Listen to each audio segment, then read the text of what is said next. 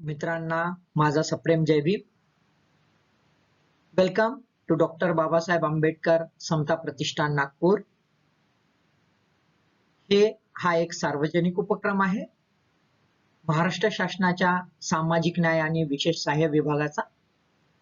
मी क्षीरसागर चाहंदे account officer आहे आणि आज आपल्याला एमपीएससी राज्यसेवा जी आहे, एमपीएससी राज्यसेवेचा पूर्व परीक्षा जी आहे त्या पूर्व परीक्षेच्या सिलेबसचं अनालिसिस जे आहे ते तुम्हाला सांगणार आहे.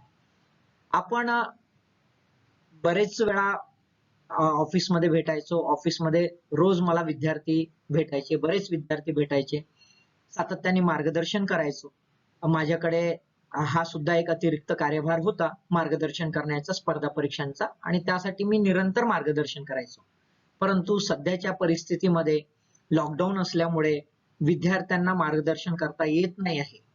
म्हणून असा विचार केला की आपण याला ऑनलाईन काहीतरी मार्गदर्शन करावं, विद्यार्थ्यांचं नुकसान होऊ नये, विद्यार्थ्यांपर्यंत आपण पोहोचावं, याकरिता हा व्हिडिओ आता तयार करण्यात येत आहे. आपण एमपीएससी राज्यसेवा जी आहे त्याचा सिलेबस अनालिसिस इथे पाहणार आहोत. सिलेबस अत्यंत महत्वाचा आहे. सिलेबस जर आपण बघितला नाही तर बाकीचं परीक्षा जी आहे त्याच्याबद्दल जो अडचणी येतात त्या बऱ्याच येतात. उदाहरणार्थ आपण एक उदाहरण घ्या की एखाद्या गावाला जायचं आहे, तर त्या गावाला जाण्यासाठी कुठल्या मार्गाने जायचं, कुठे गाव आहे, काय आहे, सगळं माहित होणं अत्यंत आवश्यक आहे. त्याच प्रकारे कॉम्पिटिटिव्ह एक्झाम मध्ये सिलेबस अत्यंत महत्वाचा आहे. बरेच विद्यार्थी काय करतात, सिलेबस बघत नाही, सरसकट कुठला तरी क्लास लावतात, कुठलं तरी गाईड घेतात आणि मग सरसकट अभ्यास सुरू करतात आणि मग भरकटून जातात. सिलेबस तुम्हाला डायरेक्शन देतं, एक रस्ता देते, एक पाथ निर्माण करते. ते पाथ निर्माण होणं आवश्यक आहे. त्यामुळे सिलेबसचं डिटेल जे आहे, पठण जे आहे ते होणं आवश्यक आहे. त्याचं चर्वण होणं आवश्यक आहे. त्याच्यातली जे जिस्ट आहे, त्याच्यातला जो कोर एरिया आहे तो शोधणं आवश्यक आहे. त्यामुळे त्याचा अनालिसिस अत्यंत महत्वाचा आहे. तर आपण आज बघूया काय काय महत्वाचं आहे काय नाही. बरेच वेळा असा मला विद्यार्थी येऊन भेटतात, सर आम्ही प्रिपरेशन केव्हा करावं, है ना. बरेच विद्यार्थी तर फारच उशिरा माझ्याकडे आलेले दिसत आहेत. त्यांचं ग्रॅज्युएशन झालेलं आहे, पोस्ट ग्रॅज्युएशन झालं आहे, त्यानंतर विचार करतायत. तर मित्रांनो, करिअर डेव्हलपमेंट जो आहे याचा वेळेशी फारच महत्वाचा संबंध आहे. आपण आपलं जे कॉम्पिटेटिव्ह जे जर वय बघितलं तर त्या कॉम्पिटेटिव्ह वय हे फार कमी आहे. त्यानंतर आपल्याला आपले संपूर्ण जीवन जे आहे ते छानपैकी सेटल करायचं आहे, तर त्यासाठी एक कालावधी आवश्यक असतो. त्यामुळे जितक्या लवकर होईल तितक्या लवकर कॉम्पिटेटिव्ह एक्झामचा जर विचार केला तर हे फार छान राहील. म्हणून सर्वात बेस्ट टाइम जो आहे, one of the best time ज्याला आपण म्हणतो, तो बेस्ट टाइम हा जस्ट 12th झालं, 12वीची परीक्षा झाली की मग आपल्याला विचार करायचा आहे की आपल्याला करायचं की नाही करायचं, है ना. एक तर आपल्याला कॉम्पिटेटिव्ह एक्झाम मध्ये जाऊन सिव्हिल सर्व्हिसेस मध्ये जायचं आहे, तिथे करिअर करायचं आहे, बँकिंग मध्ये करिअर करायचं आहे, किंवा दुसऱ्या सर्व्हिसेस मध्ये करायचं आहे, किंवा नाही तर स्वतःचा धंदा करायचा आहे. या सर्व गोष्टी ज्या आहेत त्या युथफुल स्टेजलाच ऍज अर्ली ऍज पॉसिबल, जितक्या लवकर होईल तितक्या लवकर निर्णय घेणे अत्यंत आवश्यक आहे. बरेच वेळा आपण निर्णय उशिरा घेतो आणि त्याचे पडसाद अत्यंत विपरीत पडताना दिसतात. एक उदाहरण देतोय तुम्हाला की जर आपण विचार केला वयाच्या 25 नंतर आणि अभ्यास सुरू केला, तर अभ्यास सुरू केल्यावर 2-3 वर्ष जातात आणि त्याच्यानंतर मग मात्र आपण जे आहे एक्झामला बसतोय. एक्झामला बसल्यानंतर जरुरी नाही की लगेच पहिल्याच अटेम्प्टला पास होऊ, कारण की ही अकॅडमिक एक्झामिनेशन नाही आहे. आणि मग त्यामध्ये बराच वेळ चालला जातो, 30च्या वर आपण चाललं जातो. मग त्यानंतर फॅमिली सेटल करणे आहे, पुढचं करिअर आहे, तुमचं सर्व्हिसेस मधला जो ड्युरेशन आहे तो, ह्या सगळ्यांचं बघता मग प्रमोशन्स आहे, पुढचं करिअर, ह्या सगळ्या गोष्टीवर आपोआपच परिणाम पडतो. म्हणून जर आपण 12वी मध्ये जर विचार केला 12वी नंतर, तर 12वी नंतर आपल्याला एक सबस्टॅन्शियल टाइम मिळतोय. काय टाइम मिळतोय बघूया, बघा काय महत्वाचं आहे. बघा, 12वी नंतर जर आपण लगेच विचार केला तर ग्रॅज्युएशन मध्ये असताना एक सबस्टॅन्शियल वेळ मिळतो, छान वेळ मिळतो. आपलं जे अकॅडमिक पॅटर्न आहे त्या अकॅडमिक पॅटर्न मध्ये जरी आता 6 मंथली आपण बरेच ठिकाणी बघतोय, सेमिस्टर वाईज आलेला आहे, तरी सुद्धा बराच वेळ मिळतोय आपल्या नियमित अकॅडमिक परीक्षा अभ्यासाच्या व्यतिरिक्त आपल्याला इतर अभ्यास करायलाही बराच वेळ मिळू शकतो. सोबतच आपण यंग असतो, आपली एनर्जी छान असते, बरीच उम्मीद असते. अत्यंत अजून एक महत्वाचं की 12वी मध्ये जर काही गडबड झाली असेल तर त्या विद्यार्थ्यांना जे आहे आपलं पुढचं करिअर सावरायला जी आहे ती ही एक बेस्ट अपॉर्च्युनिटी आहे. याच्यामध्ये आपली जर एनर्जी आपण कॉम्पिटेटिव्ह एक्झामच्या प्रिपरेशन साठी लावली तर एक 3 ते 4 वर्षाचा वेळ मिळतो. 3 ते 4 वर्ष सबस्टॅन्शियल वेळ होतो. आपण ग्रॅज्युएशन मध्ये असताना काही बर्डन नसतं, टेन्शन नसतं, कुठल्या रिस्पॉन्सिबिलिटीज त्याला आपण डोमेस्टिक रिस्पॉन्सिबिलिटी म्हणतो त्या सहसा नसतात आणि एक उम्मीदीचं वर्ष असतं. आपण वयच तसं असतं, आपल्याला उम्मीद असते की काहीतरी मी करून दाखवणार, ती तळमळ असते आणि ती जर एनर्जी पॉझिटिव्हली आपण कॉम्पिटेटिव्ह एक्झाम मध्ये च्या प्रिपरेशन साठी लावली तर आपल्याला यंग याच्यामध्ये कॉम्पिटेटिव्ह एक्झाम देता येईल. उदाहरणार्थ जर तुम्ही ग्रॅज्युएशनच्या फर्स्ट इयर पासून सुरुवात केली, 3 वर्ष छानपैकी केलं किंवा 4 वर्ष छानपैकी केलं, ज्यांचे 4 वर्षाचं असेल, काहींचं 3 वर्षाचं अकॅडमिक इयर्स असतील, ते झाल्यानंतर लगेच तुम्हाला परीक्षेला बसता येतं. कारण वयाची 21 ज्यांची झाली त्यांना परीक्षेला बसता येतं. परीक्षेला बसलं की जर पहिल्या अटेम्प्टलाच आपला रिझल्ट आला तर वेगळाच आनंद असतो आणि वरून पहिल्यांदा आपण जेव्हा एक्झाम देतो ते एकदा कॉन्फिडन्स असतो आणि यंग याच्यात तो कॉन्फिडन्स भरपूर जास्त असतो आणि म्हणूनच 12वी नंतर अभ्यास करणे अत्यंत उत्तम आहे. असो, पण आता 12वी नंतर केला नाही आहे, ग्रॅज्युएशन निघालेलं आहे, तर त्या विद्यार्थ्यांचं काय? तो भाई सिंपलसा फॉर्म्युला आहे, जब जागे तब सवेरा. असा सिंपल फॉर्म्युला आहे. काही टेन्शन घ्यायचं नाही, काहीच नाही. आता उशीर जरी झाला असेल तर आपला एक प्रॉपर प्लॅन जर बनवला, प्रॉपर स्ट्रॅटेजी जर बनवली आणि स्वतःवर विश्वास ठेवला तर रिझल्ट 100% आहे. हा नाही तर तो नाही तर तो कुठला तरी आहे. त्यामुळे पॉझिटिव्ह फिलिंग ठेवून, पॉझिटिव्ह एनर्जी ठेवून आपण अभ्यास करायचा असं माझं मत आहे. तर इन जनरल हा जो आहे मी यासाठी सांगितलंय की बरेच विद्यार्थ्यांची आता 12वीची परीक्षा झालेली आहे. पुढे विचार करणार आहेत आपण काय करायचं काय नाही, त्या विद्यार्थ्यांसाठी तर हा फारच महत्वाचं राहील. बघूया आपण पुढे. बघा, सिव्हिल सर्व्हिसची जी एक्झाम आहे एमपीएससीची, युपीएससीचा पण असाच पॅटर्न आहे. युपीएससी सिव्हिल सर्व्हिसेसचा पण असा पॅटर्न आहे आणि एमपीएससी सिव्हिल सर्व्हिसेसचा पण असा पॅटर्न आहे. स्ट्रक्चर वाईज जर बघितलं तर आपल्याला दिसतंय स्टेजेस आहेत. बघूया कुठली स्टेज आहे. पहिलं बघा, प्रिलिमिनरी एक्झामिनेशन, पूर्व परीक्षा त्याला म्हणतात. ही स्क्रीनिंग टेस्ट आहे, नुसतं स्क्रीन केल्या जातं. त्याच्यामधले मार्क्स काही तुमच्या रँकिंग मध्ये, तुम्हाला सिलेक्शन मध्ये काही मदत करत नाही. हे स्क्रीनिंग टेस्ट आहे. याच्यामध्ये यासाठी स्क्रीनिंग टेस्ट आहे. आधी नव्हतं. युपीएससी ला तर 1979 च्या नंतर जे आहे ते मेन्स आलेली, मेन्स कॉन्सेप्ट आलेला आहे, म्हणजे हा प्रिलिम कॉन्सेप्ट आलेला आहे. अदरवाईज डायरेक्ट परीक्षा व्हायची. आता यासाठी की भरघोस मुलं बसतायत, खूप मुलं बसतायत, बहुसंख्येने बसतायत. एक किमान 7 ते 8 लाख विद्यार्थी जे आहेत स्पर्धा परीक्षेमध्ये, पर्टिक्युलरली सिव्हिल सर्व्हिसेस मध्ये बसतायत. आता 7 ते 8 लाख विद्यार्थ्यांचं डायरेक्ट एक्झाम घेणे आणि त्याचं इव्हॅल्युएशन करून रँकिंग करणे हे अत्यंत कठीण आहे आणि त्याच्यामुळे त्याची चाळणी जी आहे, स्क्रीनिंग होणं आवश्यक आहे. आपण सगळ्या स्पर्धांमध्ये आता बघतो, कुठल्या स्पर्धा घ्या, कारण की स्पर्धा खूप वाढलेली आहे आणि त्याच्यामुळे स्क्रीनिंग करणं आवश्यक आहे. स्क्रीनिंग करणं आहे म्हणजेच काय, तर हे थातुरमातुर नाही, एवढं निश्चित करायचं. हे खूप कठीण आहे असं पहिल्यांदा डोक्यात भरवायचं. कठीण म्हणजे त्याच्यात कॉम्पिटिशन आहे. ह्या कॉन्टेक्स्ट मध्ये क्रॅक करणं कठीण आहे असं नाही, कॉम्पिटिशन आहे. त्यामुळे तुम्ही निष्काळजीपणा करू शकत नाही, याला टाळू शकत नाही, याला कॅज्युअली घेऊ शकत नाही. तुम्हाला त्यामध्ये तेवढंच सिरियस राहायचंय जेवढं तुम्ही मेन्सला आणि इंटरव्ह्यूला राहणार, अशा प्रकारे. तर आपण प्रिलिम मध्ये बघूयात. एक स्क्रीनिंग टेस्ट आहे, एकदम ऑब्जेक्टिव्ह टेस्ट असते. बघितलं जातं विद्यार्थ्याची विषयावर पकड आहे का, त्यावर विचार केला जातो, म्हणजे लक्ष दिलं जातं आणि त्याच्या आधारावर प्रिलिम घेतल्या जाते. प्रिलिम मधून मेन्स जी आहे, मेन्स एक्झाम असते. सेकंड स्टेज जी आहे ती मेन्स असते, मुख्य परीक्षा असते. प्रिलिम जी आहे, प्रिलिम मधून मुख्य परीक्षेला सर्वसाधारणतः 12 ते 13, अधिकतम 12 ते 13 विद्यार्थी प्रति पोस्टच्या मागे घेतल्या जातात. म्हणजे उदाहरणार्थ जर सपोज टू बी असं पकडूया 100 पोस्ट आहेत अशा रिलीज केल्या एमपीएससी. तर 100 एकूण पोस्ट गुणीला 12 ते 13 म्हणजे 1200 ते 1300 एवढे विद्यार्थी आपल्याला काय दिसत आहेत मेन्सला घेताना दिसत आहेत. आता बघा कॉम्पिटिशन बघा तुम्हाला लक्षात येईल. प्रिलिमला 7 ते 8 लाख विद्यार्थी बसलेले आहेत आणि मेन्सला सिलेक्ट किती होत आहे फक्त 1200 ते 1300 100 जर पोस्ट निघाल्या. म्हणजेच काय फारच कमी प्रमाण आपल्याला दिसतंय. एका ठिकाणाहून दुसऱ्या ठिकाणी चाळणी अत्यंत कठीण आहे, खूपच नॅरो चाळणी आहे असं आपल्याला दिसत. म्हणून प्रत्येक विद्यार्थ्याला सातत्याने भरपूर प्रमाणात मेहनत घ्यायची आहे, त्याला कॅज्युअली घेता येणार नाही. मेन्स झाली तर ही मेन्स मध्ये काय असतं एमपीएससीच्या कॉन्टेक्स्ट मध्ये जर बघितलं तर मेन्स मध्ये आता काही असं रायटिंग स्किलचं असं काही कॉन्ट्रीब्युशन राहिलेलं नाही, महत्व राहिलेलं नाहीये. आधी फार महत्व होतं, आता राहिलेलं नाहीये. आता मेन्सही ऑब्जेक्टिव्ह झालेली आहे.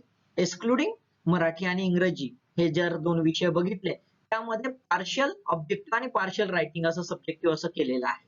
तर त्यामुळे लिखाणाचा जो पार्ट आहे फार कमी झालेला आहे. तर मेन्स जी आहे एमपीएससीची ही फारच प्रकार आहे, म्हणजे बऱ्याचपैकी सोपी झालेली आहे. आधी बरीच कठीण होती, बरीच सब्जेक्टिव्हिटी होती. आता सब्जेक्टिव्हिटी पण फार कमी झालेली आहे. एखादा विद्यार्थी खूपच सिरियस असेल, छान अभ्यास करत असेल तर त्याचे पास होण्याची, त्याला चांगली रँक मिळण्याची खूपच जास्त पॉसिबिलिटी आता एमपीएससी मध्ये वाढलेली आहे. त्यामुळे आता एमपीएससीची ऑब्जेक्टिव्हिटी अधिकाधिक झाली असल्यामुळे त्यामध्ये आता असं आपण म्हणू शकत नाही, म्हणजे तरी सुद्धा थोडा प्रॉबॅबिलिटी आहे, पण एकदम म्हणू शकत नाही की बुवा नाही it's a game plan. Exact game plan नाही, हा स्ट्रॅटेजिक जर बरोबर बनवला तर हा गेम प्लॅन सक्सेस होण्यासारखा आहे. मेन्स झालं, याच्यामध्ये तुमची अंडरस्टँडिंग डेप्थ रायटिंग स्किल जर बघितलं युपीएससीच्या कॉन्टेक्स्ट मध्ये जर टेस्ट केली तर त्यानंतर शेवटचा टप्पा जो राहतो दोन्ही सर्व्हिसेस मध्ये तो आहे इंटरव्ह्यू. Personality test.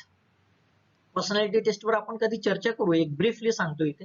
पर्सनॅलिटी म्हणजे नॉलेज टेस्ट नव्हे, हा चुकीचा भ्रम आहे ना. पर्सनॅलिटी टेस्ट म्हणजे तुमची personality, whether you are being suitable enough to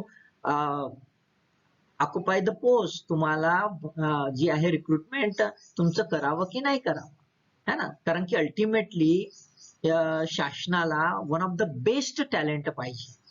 असं टॅलेंट पाहिजे आहे की ते केवळ नॉलेजने भरभरून नाही, तर त्याचे जे काही अप्लिकेशन्स आहेत ते अप्लिकेशन करण्याची त्याची ॲबिलिटी असली पाहिजे. तो खऱ्या अर्थाने मानवांशी सुसंबंध बिल्डअप करून त्यांना चांगली बेस्ट सर्व्हिस देऊ शकतो. कारण की टायटलच आहे सिव्हिल सर्वंट. सिव्हिल सर्वंट म्हणजेच नागरी सेवक आहे. तर सेवक जो आहे त्याला चांगली सेवा देता आली पाहिजे. तर सेवा देण्याकरिता त्याची ॲबिलिटी आहे का है ना, ती चेक करायची, म्हणून पर्सनॅलिटी टेस्ट. बघूया आपण आज प्रिलिमचा आपण फोकस करणार आहोत, त्यामुळे प्रिलिमवर आपण फोकस करूया. स्कीम आहे, प्रिलिमिनरी एक्झामची एक स्कीम आहे. आपल्याला दिसतील 2 प्रकारचे पेपर्स आहेत. पेपर 1 लिहिलेला आहे बाजूला बघा, जनरल स्टडीज. शब्द मी लिहून दिलेला आहे, जनरल स्टडीज, सामान्य अध्ययन. आणि दुसरं आहे civil services aptitude test. Title आहे सिव्हिल सर्व्हिस. सीसॅट आपण इन जनरल म्हणतो, बरेच मुलं सीसॅट म्हणतात पण एक्झॅक्ट माहित नसतं त्याचा लॉंग फॉर्म काय. तर civil services aptitude test. Civil सर्वंटचं ऍप्टिट्यूड टेस्ट करायची आहे, त्याचं आकलन काय आहे, आकलन शक्ती आहे का त्याची, ती बघायची आहे. रॅशनल व्हिजन आहे का, ह्या सगळ्या बघायचं आहे. त्यासाठी दुसरा पेपर है ना. पहिला पेपर जो आहे तुमचा नॉलेज टेस्ट करतो, तुमचा दायरा, तुमचा अँबिट, तुमची जी डेप्थ आहे नॉलेजची, हे सगळं टेस्ट करतो. आणि दुसरं तुमचं लॉजिकल अप्लिकेशन आहे का, तुम्हाला सेन्स आहे का तो अप्लाय करण्याचा, तुम्हाला एक इव्हॅल्युएशन ॲबिलिटी आहे का, रॅशनल व्हिजन आहे का, एक एथिकल आस्पेक्ट्स आहेत का तुमच्यामध्ये, हे चेक करतो. आपण स्कीम बघून घेऊया. बघा, see this the table.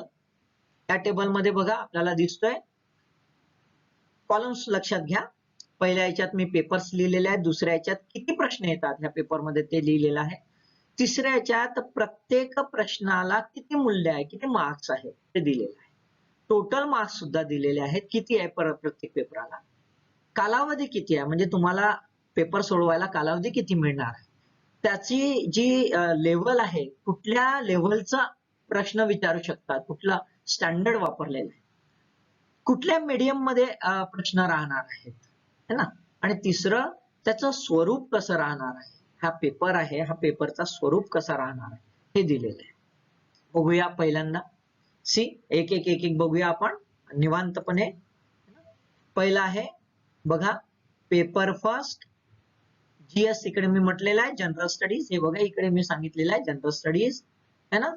Compulsory शब्द वापरलाय, कंपल्सरी म्हणजे तुम्हाला हा पेपर देणंच आलंय. तुम्ही हा पेपर दिला नाही आणि दुसरा पेपर दिला तर त्यामध्ये तो गृहीत धरला जाणार नाही, तुमचा पेपरच चेक होणार नाही.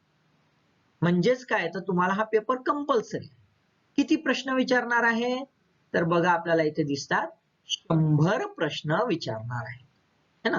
म्हणजे एकूण 100 प्रश्न सोडवायचे त्यात असं नाही, तुम्हाला विचारणार आहे 100 प्रश्न. मग तुम्हाला स्पर्धा करायची किती तुम्ही सोडवू शकता.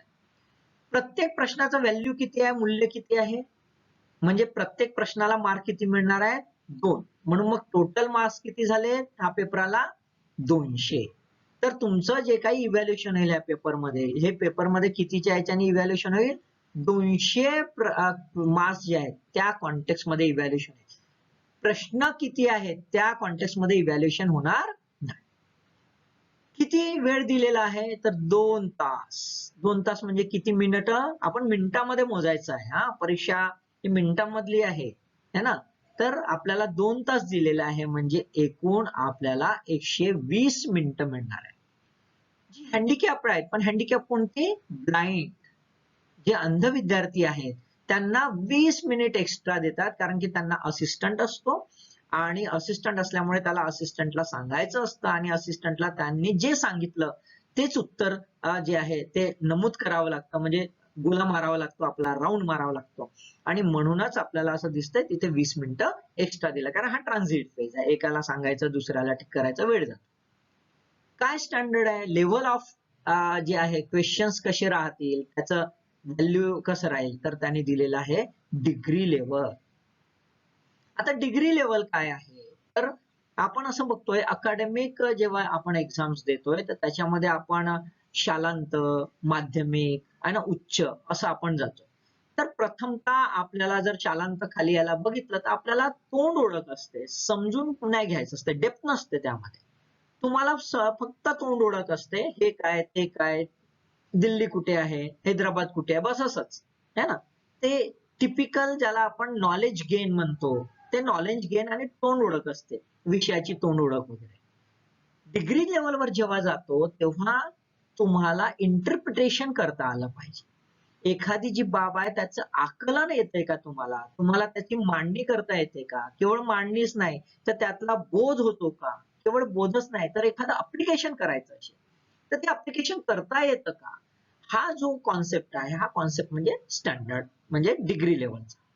मग डिग्री लेवल आहे याचा अर्थ पेपर फर्स्ट मध्ये जे जनरल स्टडीज राहणार आहे ते कशा प्रकारची राहणार आहे, केवळ फॅक्च्युअल का, नाही तर त्याचा अनालिटिकल पण आस्पेक्ट राहणार आहे. त्यामुळे प्रिलिम जर बघितली आपण आणि पेपर फर्स्ट जर बघितला, जनरल स्टडीज 1 जो पेपर फर्स्ट आहे त्याच्यामध्ये आपल्याला तीन प्रकारचे क्वेश्चन्स येताना दिसतात. एक फर्स्ट पहिलं जर बघितलं तर तो आहे फॅक्च्युअल, कारण की नॉलेज टेस्ट करायचं आहे म्हणून फॅक्च्युअल. दुसरा जो प्रश्न आहे तो असतो ज्याला आपण सेमी फॅक्च्युअल म्हणू, पार्शियल फॅक्च्युअल आहे, तो पूर्णपणे फॅक्च्युअल नाही, तो थोड्या प्रमाणात आहे. तर मग काय त्याचं ऍडिशन झालं. तिसरा प्रश्न जो आहे तो तिसरा प्रश्न आपल्याला दिसतो, तर तिसरा प्रश्न म्हणजे कॉन्सेप्च्युअल ऑर इन्फरन्स एलिमेंट. ह्या कॉन्टेक्स्ट मध्ये म्हणजे तुम्हाला काहीतरी अप्लाय करायचं आहे, जनरलाइज स्टेटमेंट दिल्या जातात, तुम्हाला जशाच्या तसं फॅक्ट्स दिल्या जात नाही. म्हणजे उदाहरणार्थ से एक्झाम्पल आपण असं गृहीत धरूया की एखादी पॉप्युलेशनचाच लोकसंख्येच्या बाबतीत आपण विचार करूया की लोकसंख्या जी आहे 2011ला 1.25 है ना, 125 करोड अशी आहे भारताची लोकसंख्या. त्याच्यापूर्वी जी काय होती 91 करोड, जे काय असेल ते है ना, 10 वर्षांनी असं. मग काय जनरलाइज स्टेटमेंट राहील, तर असं जनरलाइज स्टेटमेंट राहील की भारताची लोकसंख्या निरंतर वाढत गेली. हा स्टेटमेंट आहे, जनरलाइज आहे, आम्हाला त्या कॉन्सेप्च्युअल लेवलवर समजून घ्यायचं. तर अशा प्रकारचे जे आहेत प्रश्न आपल्याला विचारल्या जाऊ शकतात. एखादी सिच्युएशन देतील आणि त्या सिच्युएशन मध्ये तुम्हाला जनरलाइज प्रिन्सिपल कोणतं अप्लाय करायचं ते पण विचारू शकतात. म्हणजे अप्लिकेटिव्ह पार्ट जो आहे तो राहतो आणि म्हणून इथे शब्द काय दिलेला आहे, डिग्री लेवल. एवढं लक्षात ठेवा. ओके. त्याच्यानंतर दुसरा पेपर पाहूया आपण, कारण हे नंतर कॉमन आहे. दुसरा पेपर आहे पेपर 2 सीसॅट है ना. हा पण कंपल्सरी आहे. लक्षात आलंय, हा पण कंपल्सरी आहे है ना. आणि कंपल्सरी आहे म्हणजे हा जर दिला नाही, पहिलाच पेपर दिला आणि चला बा पहिल्या पेपरमध्ये 100चे 100 सोडवतो मग पास होऊन जाईल, असं जर गृहीत धरलं तरी चालणार नाही. हा पण तुम्हाला पेपर द्यायचा. किती प्रश्न येतात, 80 प्रश्न येतात. आधी किती प्रश्न होते पेपर फर्स्ट मध्ये, 100 प्रश्न. इथे मात्र 80च प्रश्न दिलेले आहेत. त्याचं कारणही आहे की इथे प्रश्नांचं स्वरूप जे आहे हे नॉलेज बेस नाही आहे, तर तुम्हाला ते सोडवायचे आहेत आणि त्याच्यामुळे 80च प्रश्न दिलेले आहेत.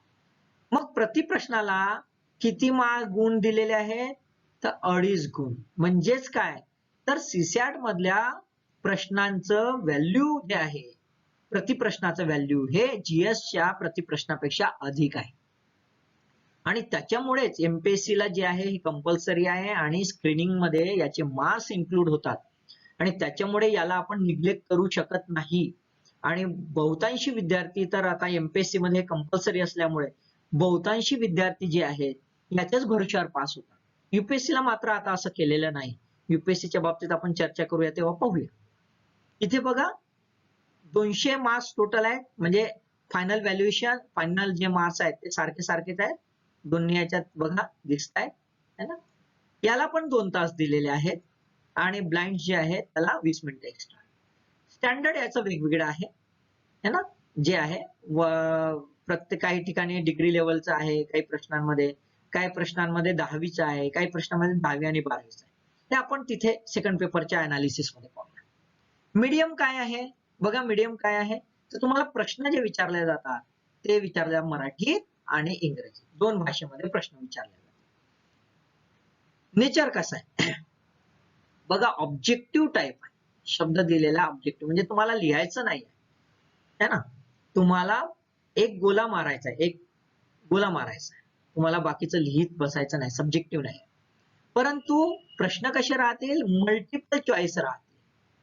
यू हॅव अ चॉईस म्हणजे अल्टरनेटिव्ह दिले जातील, त्यातील करेक्ट आन्सर जे आहे ऍब्सोल्युटली करेक्ट और incorrect from the point of view of the examiners, एक्झामिनरने जे निश्चित केलं असेल प्रश्नाचं उत्तर त्या कॉन्टेक्स्ट मध्ये आपल्याला दिसेल. सोबत एक महत्वाचं आहे, काय आहे, निगेटिव्ह मार्किंग. आधी निगेटिव्ह मार्किंग नव्हती, आधी पण व्हायची प्रिलिम, निगेटिव्ह मार्किंग नव्हती कारण स्पर्धा एवढी नव्हती, 4 ते 5 लाख विद्यार्थी बसायचे. आता डबल वाढलेले आहे, टफर झालेला आहे. मग आता कॅज्युअल विद्यार्थ्यांना उडवायचं आहे, कारण की ऐरा गैरा नत्थू खैरा बसायचा परीक्षेला. चल बा मी सिव्हिल सर्व्हिसची परीक्षा देतो, गावात ढिंडोरा पिटायला, त्याच्यामुळे कोणीही बसायचं, कॅज्युअली बसायचं आणि बरेच वेळा कुठेतरी गोला मारायचा आणि तुक्का लागून कोणीतरी भलतं सलतं पास व्हायचा. नॉलेज बेस काही होत नव्हता आणि त्यामुळे सिव्हिल सर्व्हिस कमिशनने ठरवलं की याच्यामध्ये सिरियसनेस आणावं. एक सिरियसनेस आणण्यासाठी याच्यामध्ये निगेटिव्ह मार्किंग. आता एकदम सिरियस कॅन्डिडेट जो असतो तो बसतो आणि त्याच्यामुळे याचं फार महत्व आहे. याला एकदम काळजीपूर्वक आपल्याला लक्ष द्यायचं. यावर कसं काय आपण पुढे चर्चा करूया निवांतपणे.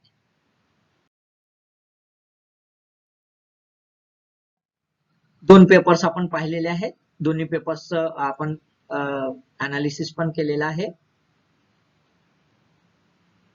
दोन पेपर्स जनरल स्टडीज है ना, काय विचारताय ना, तर जनरल स्टडीज मध्ये इनडेप्थ नॉलेज विचारताय. शब्दच आहे जनरल स्टडीज, इथे जनरल नॉलेज असा शब्द दिलेला नाही. खूप फरक आहे दोघांमध्ये. जनरल नॉलेज म्हणजे typical factual knowledge, typical factual. आपण ऑफिसर्स एक्झाम देतोय, ऑफिसर घडवायचा तर त्याला निर्णय क्षमता असली पाहिजे. त्याच्यात निर्णय क्षमता नसेल तर तो केवळ खुर्चीलाच वागवतो असं होईल है ना. तर तसं व्हायला नको. त्याचा डिसिजन मेकिंग जो आहे, वेळेवर काही विषय येतात त्याला हाताळला आला पाहिजे, त्याला अनालिटिकल अप्रोच असला पाहिजे आणि त्यासाठी म्हणून जनरल स्टडीज हे आहे. त्याच्यामध्ये मी मागेच चर्चा केलेली आहे मागच्या स्लाइड मध्ये की 3 प्रकारे प्रश्न त्यासाठीच विचारतात, knowledge based, factual, semi factual, semi conceptual आणि कॉन्सेप्च्युअल. सिव्हिल सर्व्हिसेस मध्ये तुमचा लॉजिकल माइंडसेट चेक होणार आहे, रॅशनल व्हिजन चेक होणार आहे आणि सोल्युशन बेस्ड काही कॅल्क्युलेटिव्ह अप्रोच आहे का, म्हणजे ऑफिसरचाही असा अप्रोच असला पाहिजे कारण सिच्युएशन ह्या काही आहे स्टॅटिक नसतात, सिच्युएशन खूप डायनामिक असतात, सोसायटी डायनामिक आहे, त्यामुळे त्यातल्या ज्या काही इश्यूज आहेत त्याचं पण सुद्धा डायनामिझम असतं, खूप जास्त क्लिष्टता आता वाढलेली आहे, त्याला हँडल करता आलं पाहिजे त्याला, आणि त्याच्यासाठी म्हणून सिव्हिल सर्व्हिसेस ऍप्टिट्यूड टेस्ट दिलेली आहे. आपण पेपर फर्स्ट बघून घेऊया. बघा, जनरल स्टडीज पेपर फर्स्ट, एक ब्रीफली अनालिसिस. याच्यामध्ये आपल्याला टेक्निकल एक्सपर्टाईज काही चेक करत नाही, आपल्याला जनरल नॉलेज आहे, शब्दच आहे जनरल स्टडीज. एक कॉन्शियस ह्युमन बिंग जो आहे, सजग नागरिक जो आहे, तो जर एखादी गव्हर्निंग एलिमेंट करत असेल, कुठला निर्णय घेत असेल, कुठलं काही ऍक्टिव्हिटीज करत असेल, तर तो कसा असावा. एक सजग नागरिक जो आहे तो सातत्याने ऑब्झर्वेबल कंडिशन मध्ये असतो, रिसर्चफुल कंडिशन मध्ये असतो, सातत्याने बघत असतो इकडे तिकडे आपल्या विश्वामध्ये काय चालू आहे काय नाही, त्याचं आकलन करत असतो, त्याला समजून घेत असतो आणि आपलं जीवनयापन करतो. बस तेवढीच अपेक्षा त्याच्यामध्ये ठेवलेली आहे. 7 टॉपिक दिलेले आहे. बघा काय आहे. करंट इव्हेंट आहे, इंडियन हिस्ट्री आहे, जिओग्राफी आहे, पॉलिटी अँड गव्हर्नन्स आहे, इकॉनॉमिक अँड सोशल डेव्हलपमेंट आहे, एन्व्हायरमेंटल इश्यूज आहे आणि जनरल सायन्स आहे. असे 7 टॉपिक आहेत. आपण एक एक करंट इव्हेंट अत्यंत महत्वाचा आहे. हा जो आहे that is the start of this paper. जर आपण बघितलं जनरल स्टडीज, सुरुवातच याच्याने केली आहे. जनरल स्टडीजचा जो सुरुवात आहे तो करंट इव्हेंट. बघा, तुम्हाला मी आधी सांगितले 7 टॉपिक ते सिक्वेन्सने सांगितलेले आहे. त्यातला पहिला सिक्वेन्स आहे करंट इव्हेंट. तुम्ही जर सिलेबस बघाल डाउनलोड करून एमपीएससीच्या साईटवरून, तर तुम्हाला दिसेल पहिला टॉपिक दिलेला आहे करंट इव्हेंट. हाच बेस आहे परीक्षेचा. आता करंट इव्हेंट म्हणजे काय, तर आपल्याला असं दिसेल की अत्यंत महत्वाच्या काही घटना घडतात, ज्या घटना परिणामकारक असतात, दुरोगामी परिणाम पाळतात. उदाहरणार्थ आत्ताच जे आहे, आपण कोविड-19च्या पॅन्डेमिक कंडिशन मध्ये, कोविड-19ने अख्ख्या जगाला ग्रासलेलं आहे. अख्ख्या जगाला ग्रासलं असल्यामुळे आता त्याचे दुरोगामी पडसाद पडणार आहे. आपण रोज चर्चा बघतो टीव्हीवर, वेगवेगळ्या अँगलनी बघतो. त्याचे सामाजिक परिणाम काय पडणार, त्याचे आर्थिक परिणाम काय पडणार, त्याचे सांस्कृतिक सुद्धा काय पडणार, माणसाच्या सायकिक लेवलवर काय परिणाम पडत आहे आपण बघतोय. म्हणजे दुरोगामी परिणाम पडत आहेत. वेगळ्या प्रकारचं विश्व आता कोविड-19 नंतर, पोस्ट कोविड-19 म्हणतोय, वेगळ्या प्रकारचं विश्व येणार आहे. म्हणजेच काय, ही अत्यंत महत्वाची घटना आहे. मग हा झाला करंट इव्हेंट. म्हणजेच आपल्याला काय दिसतं, करंट इव्हेंट म्हटलं तर अशा महत्वाच्या बाबी की ज्या बाबी ज्या आहेत त्या राज्य स्तरावर, राष्ट्रीय स्तरावर आणि आंतरराष्ट्रीय स्तरावर इतक्या महत्वाच्या आहेत की आपल्या प्रत्येक माणसाच्या जनरल लेवलवर, प्रत्येक माणसाच्या आयुष्यावर त्याचा दुरोगामी परिणाम पडणार आहे, चांगला किंवा वाईट जो काही असेल. आणि ते म्हणजे करंट इव्हेंट. करंट इव्हेंट म्हणजे बाजूला एखादी घटना झाली, हा करंट इव्हेंट नाही. उदाहरणार्थ कोविड-19 मध्येच आपण एक उदाहरण घेऊया की माझ्या शेजारचा एक व्यक्ती जो आहे त्याला कोरोना पॉझिटिव्ह निघाला, तर त्याचं नाव विचारतील का? सॉरी, तसं नाही होणार. किंवा कोणत्या वस्तीत किती कोरोना आले तसा प्रश्न विचार. त्याचं जनरलाइज स्वरूप. प्रश्न असा राहू शकतो की भारतामध्ये सर्वात अधिक कोरोना पॉझिटिव्ह कोणत्या राज्यामध्ये होते, असा प्रश्न कदाचित राहू शकेल. परंतु असा राहणार नाही की कोणत्या वस्तीत होते. तर आपल्याला काय, एक जनरलाइज्ड जे स्टेटमेंट असतात ते जनरलाइज स्टेटमेंट इथे प्रश्न विचारले. पर्टिक्युलर पण विचारला जाऊ शकतो. से एक्झाम्पल, आपण असं एखादी अत्यंत विदारक घटना घडली किंवा अत्यंत महत्वाचं एखादं इव्हेंट असेल, म्हणजे एखादा ऍक्सिडेंट झालेला आहे किंवा असे एक्झाम्पल आता बघतोय आपण ह्या कोविड-19च्या लॉकडाऊन मध्येही आपल्याला जे आहे सातत्याने टेररिस्टचा अटॅक हा आपण बघतोय. अत्यंत वाईट परिस्थिती आहे. म्हणजे इतक्या याच्यातही आपले सैनिक जे आहेत ते सातत्याने लढत आहेत आणि आपण सातत्याने विजय प्राप्त करतो. आता अशा याच्यात एखादी घटना घडते ज्यामध्ये एखादा जो आहे टेररिस्ट मारला जातो, त्याचा महत्वाचा सरगमा मारला जातो. मग ते प्लेस कुठलं, हा प्रश्न राहू शकतो. किंवा एखादी मोठा इव्हेंट त्यामध्ये झालेला असेल तर तो प्रश्न राहू शकतो. म्हणजे कसं, त्याचा नॅशनल इम्पॉर्टन्स किंवा स्टेट इम्पॉर्टन्स आहे. स्टेटमध्ये एखादी घटना घडली असेल तर अशा प्रकारे प्रश्न राहू शकतात.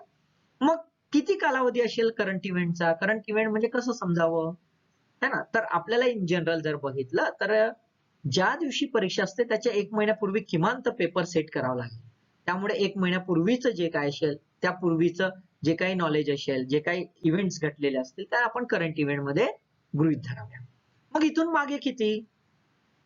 तर सर्वसाधारणतः मागचे 12 महिने है ना, जसं जर आज आपण चर्चा करतोय आणि आजपासून पूर्वीचा 1 महिना मायनस करून घ्यायचा अंदाजा आणि त्याच्यानंतर त्याच्या मागे मागेचा एक 12 महिन्याचा कालावधी पकडायचा. पण निश्चित असं काही नाही, एक थोडंसं प्लस मायनस राहतं. कारण की करंट इव्हेंट जे आहेत, काही करंट इव्हेंट हे सिक्वेन्शियल असतात. म्हणजे ते 2 वर्षापासून आताही आलेले असतात. त्याचा बेस कुठेतरी 2 वर्षापूर्वी राहतो. त्यामुळे प्रश्न आपल्याला ते दिसत नाही. आपण म्हणतो की करंट इव्हेंट मध्ये दिसत नाही. असं का झालंय? हा तर वाटतो करंट इव्हेंटचा, पण हा प्रश्न वेगळाच वाटतो. त्याचं कारण असं की तो त्याचा इव्हेंट करंट मध्ये घडलेला आहे, पण तो मागेपासून चालत आलेला आहे आणि आता तो दिसत आहे. त्यामुळे त्याचा मूळ सुद्धा आपल्याला शोधायचा आहे. तो करंट इव्हेंट पक्क्या प्रमाणात होतो. करंट इव्हेंटचं कॉन्ट्रीब्युशन प्रिलिम मध्ये खूप महत्वाचं आहे. ज्याचं करंट इव्हेंट पक्क, त्याची पास होण्याची म्हणजे चांगले मार्क्स घेण्याची पॉसिबिलिटी जास्त असते. दुसरं आहे हिस्ट्री ऑफ इंडिया. है ना, खूपच वॉस्ट आहे. खूप खूप अत्यंत वॉस्ट आहे. मोस्ट फॅक्च्युअल आहे. है ना, खूप फॅक्च्युअल आहे. आणि मोस्ट ऑफ द टाइम असं दिसतं की टाइम कन्झ्युमिंग सुद्धा आहे. है ना, तर बघूया हिस्ट्री ऑफ इंडिया मध्ये काय दिसते आपल्याला. तर 3 प्रकारे दिसेल आपल्याला हिस्ट्री ऑफ इंडिया जर बघायचं. एन्शियंट, है ना, त्याच्यानंतर जर आपण बघितलं तर मिडिव्हल जो आहे, मिडिव्हल इंडिया जो आहे तो बघता येईल आपल्याला. म्हणजे प्राचीन, मध्ययुगीन आणि त्याच्यानंतर आपल्याला दिसतंय मॉडर्न इंडिया. है ना, आधुनिक जो भारत आहे तो आपल्याला दिसतो. अशा प्रकारे आपल्याला जे आहेत 3 प्रकारे एन्शंट, मिडिव्हल आणि मॉडर्न.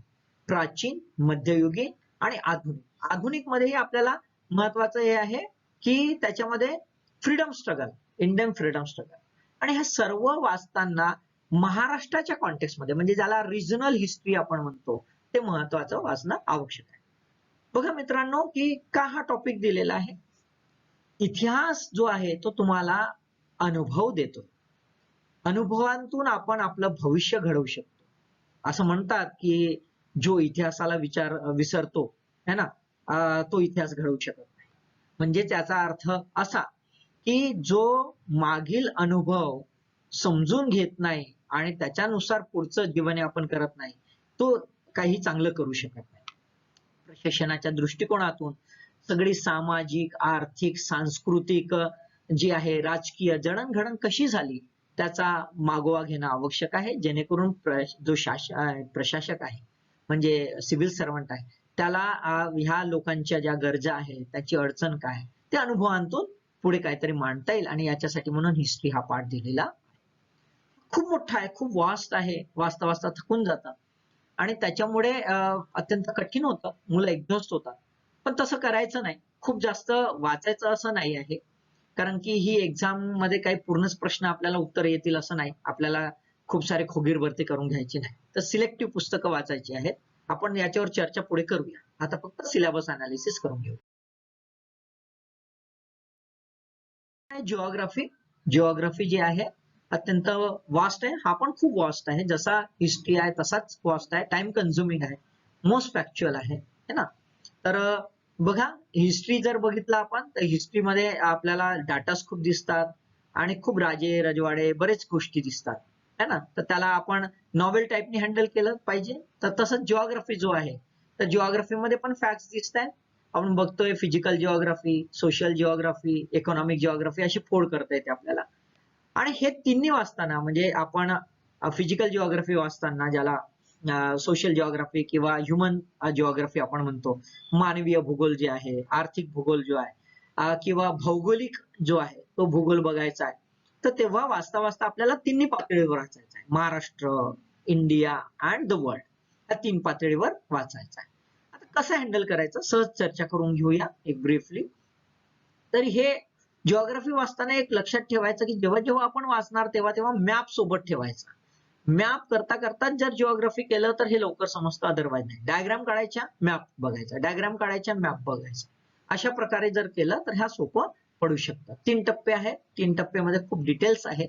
आपण नंतर एक एक विषय घेऊया तेव्हा बघूया. बघा आपल्याला दिसतंय ह्युमन जिओग्राफी आहे, इकॉनॉमिक जिओग्राफी आहे, म्हणजे सगळी अर्थव्यवस्था ज्याच्यावर निर्भर आहे ती, है ना. गव्हर्नन्स हा वेगळा सब्जेक्ट आहे, त्याच्यामध्ये फॅक्ट्स आहेत, पण हा थोडा सेमी टेक्निकल सब्जेक्ट आहे. सेमी टेक्निकल म्हणजे कसा की याच्यामध्ये काही लिगल लँग्वेज आहे, त्यामुळे ही टेक्निकल आस्पेक्ट येतं, पण हा कॉन्सेप्च्युअल पण आहे, खूप अनालिटिकल आहे आणि बरेचसे विषय एकमेकाशी जोडलेले आहेत, इंटिग्रेटेड आहे.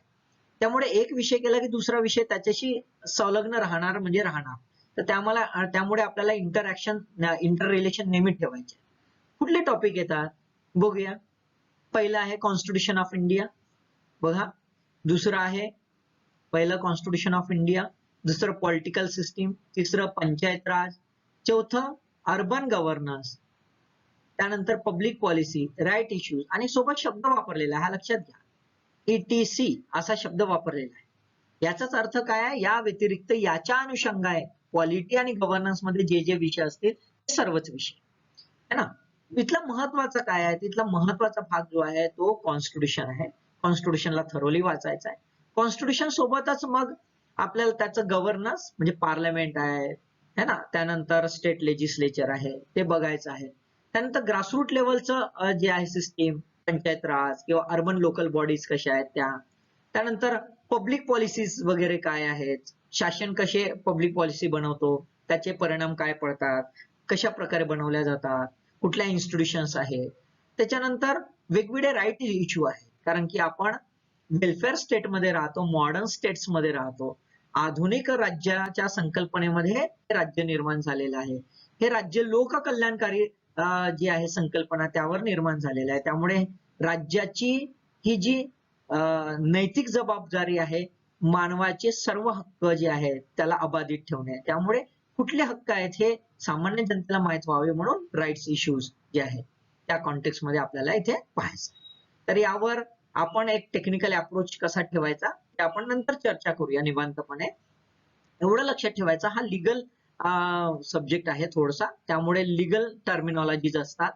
तर बोर होऊन जायचं नाही, थोडंसं टर्मिनॉलॉजीला आधी समजून घ्यायचं बेसिक, आणि मग नंतर हळूहळू टप्प्याटप्प्याने आपल्याला त्याचं आकलन. इकॉनॉमिक अँड सोशल डेव्हलपमेंट अत्यंत महत्वाचा आहे, खूप महत्वाचा आहे. हा बरेच मुलांना जमत नाही आणि त्याच्यामुळे अडचणी येतात. हा डिसाइडिंग फॅक्टर झालेला आहे, है ना. याच्यावर जो आहे इतकं डायनॅमिक आहे की हा करंट इव्हेंटशी निगडीत आहे, त्यामुळे इतका डायनॅमिक आहे की रोजमर्रा आपल्याला नवीन टर्मिनॉलॉजी दिसतात, नवीन काहीतरी आस्पेक्ट दिसतात. त्याच्यामुळे निरंतर याच्यावर आपल्याला चर्वण होणं आवश्यक आहे. त्यामध्ये सिंपल की तुमचा फंडा जो आहे, सिंपल फंडा असा आहे की तुम्ही बेसिक छान पक्के आधी करून घ्यायचे. मुलं बेसिक करत नाही आणि कुठली तरी गाईड वाचतात, कुठलं तरी करंट इव्हेंटचं वाचून घेतात आणि मग अडचणी येतात. तर याला थोडंसं थरोली पाहून घ्यायचं. कुठले टॉपिक येतात आपल्याला बघा. तर पहिलं टॉपिक दिसते पॉवर्टी, दिसते आपल्याला ना, पॉवर्टी आहे. दुसरं टॉपिक आहे अनएम्प्लॉयमेंट, है ना. आता आपण कोविड-19 मध्ये बघतोय अनएम्प्लॉयमेंटचा जो इश्यू आहे तो कसा वाढलेला आहे, त्याचे काय कारण आहे. त्यानंतर एक इन्क्लुजन, नवीन टर्मिनॉलॉजी आली आहे इन्क्लुजन म्हणून. इन्क्लुजन काय आहे, इकॉनॉमिक इन्क्लुजन काय आहे, है ना, ते याच्यामध्ये काय आहे ते आपल्याला पाहायचं आहे, है ना. त्या इश्यूज आपल्याला दिसतात. बघा त्यानंतर आपण नेक्स्ट टॉपिक बघूया, एन्व्हायरमेंटल इश्यूज, है ना. हा आधी जिओग्राफीचा पार्ट होता, काही पार्ट जिओग्राफी मध्ये होता, काही पार्ट जनरल सायन्स मध्ये होता, बायोलॉजी वगैरे मध्ये होता. आता हा एक्सक्लुझिव्ह पार्ट तयार केलेला आहे, कारण की आता आपण एक वेगळ्या डायनामिझम मध्ये आहोत, आणि तो म्हणजे महत्वाचा मागच्या काही वर्षापासून जो प्रश्न आपल्याला भेडसावत आहे अत्यंत इंटेन्सिव्ह लेवलवर, तो म्हणजेच आपल्याला एन्व्हायरमेंटल डिग्रेडेशन. आणि त्यामुळे आपण एक जे आहे ज्याला ग्लोबल वॉर्मिंग, क्लायमॅटिक चेंज अशी शब्द ऐकतो आणि त्याचे अत्यंत दुर्गामी परिणाम पडत आहेत. अत्यंत दुर्गामी म्हणजे काही असं म्हणतायत की जे काही क्लायमेट चेंज होत आहे त्याच्यामुळे जी छोटी छोटी बेट आहेत आणि त्यातली जी देश आहेत ती नष्ट होणार. जो लिटोरल एरिया आहे म्हणजे किनारपट्टी आहे ती नष्ट होणार. मग नष्ट होणार, तिथली लोक जाणार कुठे, म्हणजे मायग्रेशन होणार. मायग्रेशन होणार म्हणजेच काय, तर दुसऱ्या देशात दुसऱ्या लोकांवस्तीत जायचं आहे. मायग्रेशन होऊन दुसऱ्या लोकवस्तीत जायचं आहे तर मग बाकीचे इश्यूज, त्यामध्ये राजकीय परिस्थिती, सामाजिक परिस्थिती, आर्थिक सांस्कृतिक परिस्थिती, बऱ्याच काही इश्यूज येणार आणि त्याच्यामुळे एन्व्हायरमेंटल इश्यूज हा अत्यंत महत्वाचा आहे. त्यामध्ये कुठले कुठले टॉपिक विचारणार आहेत तर आपल्याला दिसतं एन्व्हायरमेंटल इकॉलॉजी आहे है ना, बायोडायव्हर्सिटी आहे आणि क्लायमेट चेंज आहे. ह्या 3 गोष्टी विचारल्या जातात.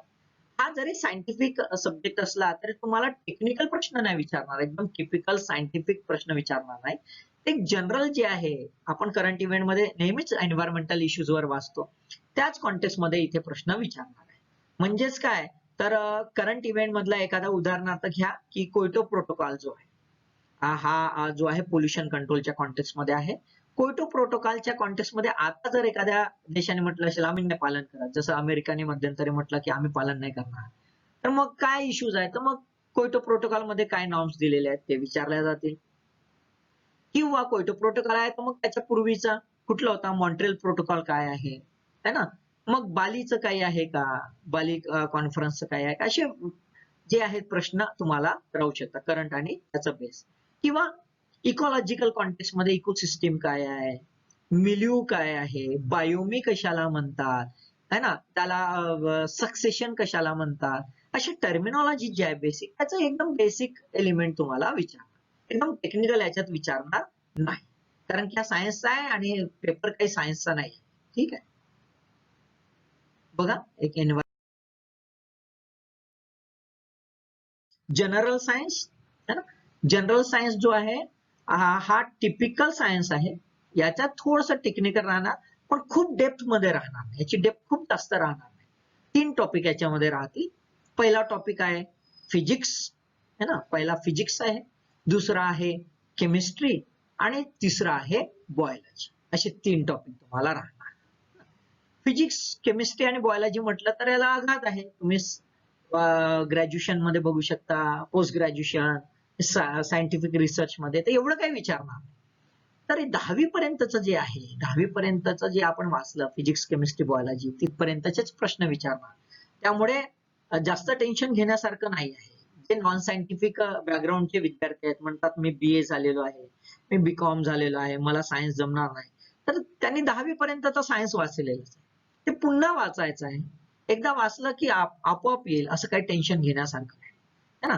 तर त्याच्यामुळे याच्यामध्ये एकदम भाऊ करण्यासारखं नाही की आम्हाला काय विचारणार काय नाही, तर ते असं काही क्रिटिकल एलिमेंट विचारत नाही, सोपे सोपे प्रश्न विचारतात. आपल्या अकॅडमिकला जी 8वी ते 10वीची जी पुस्तकं आहेत बस तेवढीच केली तरी सफिशियंट आहे.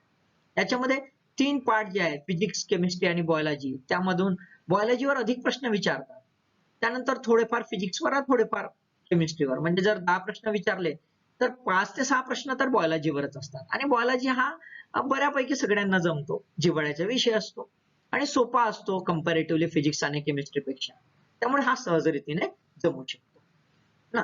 तर मित्रांनो, आज आपण हे अनालिसिस पाहिलेलं आहे, पेपरचं, फर्स्ट पेपरचं अनालिसिस पाहिलं. जनरल मी बोललोय, एकदम डेप्थ मध्ये बोललेलो नाही, कारण की एक एक विषय हाताळायला गेलं तर बराच वेळ लागेल आणि व्हिडिओ हेवी पण होईल, त्याच्यामुळे आपण जास्त तोंड ओढ करून घेतली.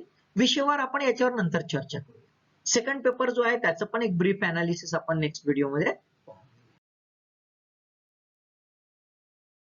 ही अडचण असेल, काही वाटलं तुम्हाला, तर तुम्ही जो मेल आयडी आहे ते नमूद केलेला आहे, त्या मेल आयडी वर तुम्ही मेल पाठवू शकता, आम्हाला विचारणा करू शकता. आम्ही पुरेपूर प्रयत्न करूया की तुमचं जे काही प्रश्न आहेत त्याचं निराकरण करायला है ना.